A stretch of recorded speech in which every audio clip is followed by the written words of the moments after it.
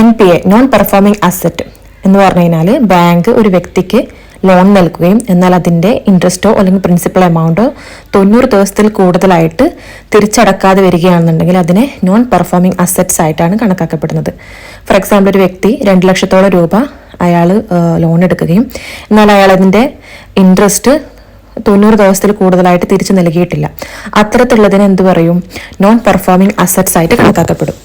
Non performing അസറ്റിന് വീണ്ടും 3 ആയിട്ട് classify ആണ്: substandard, doubtful asset and loss asset. Substandard asset എന്ന് പറഞ്ഞു കഴിഞ്ഞാൽ 18 മാസം അതിൽ കുറവായിട്ട് NPA കിടക്കുന്ന അസറ്റ്സുകളെയാണ് സബ്സ്റ്റാൻഡേർഡ് അസറ്റ്സ് എന്ന് പറയുന്നത്. ഡൗട്ട്ഫുൾ അസറ്റ്സ് എന്ന് പറയുന്നത് 18 മാസത്തിൽ കൂടുതൽ അതിൻ്റെ ഇൻട്രസ്റ്റ് എമൗണ്ടോ പ്രിൻസിപ്പൽ എമൗണ്ടോ തിരിച്ചടക്കുന്നതിൽ ഫെയിലിയർ ആയിട്ടുള്ള അസറ്റ്സുകളെയാണ് ഡൗട്ട്ഫുൾ അസറ്റ്സ് എന്ന് പറയുന്നത്.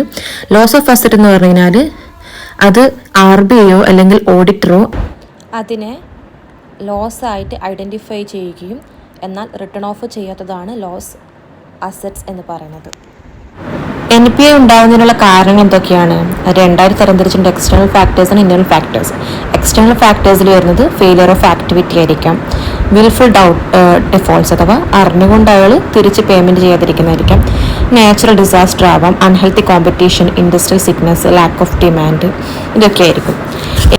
ഇനി ഇന്റേണൽ ഫാക്ടേഴ്സ് എന്തൊക്കെയാണ്? Poor credit appraisal, mismanagement, wrong borrower selection, lack of follow up, നമ്മൾ കറക്റ്റായിട്ട് ഫോളോ അപ്പ് വരുമ്പോൾ ഉണ്ടാകുന്നതായിരിക്കാം, അൺറിയലിസ്റ്റിക് റീപേയ്മെൻറ്റ് ഷെഡ്യൂൾസ്.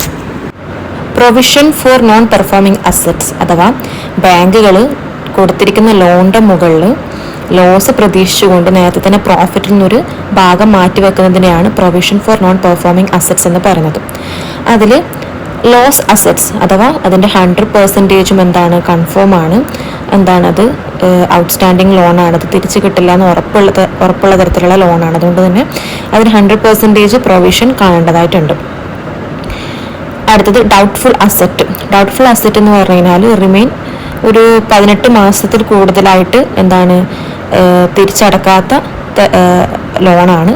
അപ്പം അതിൻ്റെ അൺസെക്യൂർഡ് പാർട്ടിന് 100% പ്രൊവിഷൻ കണക്കാക്കണം. ഇനി സെക്യൂർഡ് പാർട്ട് ഉണ്ടെന്നുണ്ടെങ്കിൽ ഒരു 1 ഇയർ വരെ 20%, 1 തൊട്ട് 3 വർഷം വരെ 30%, 3 വർഷത്തിൽ കൂടുതലാണെങ്കിൽ 50% എന്ത് ചെയ്യണം? പ്രൊവിഷൻ മാറ്റിവെക്കണം. അതിൻ്റെ കാലാവധി കൂടുന്തോറും എന്ത് ചെയ്യും?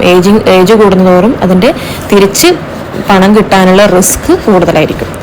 അടുത്തത് സബ്സ്റ്റാൻഡേർഡ് അസറ്റ്സ് എന്ന് പറഞ്ഞു കഴിഞ്ഞാൽ 18 മാസം അതിന് ഈക്വലായിട്ട് NPA കിടക്കുന്ന ലോണുകളാണ്.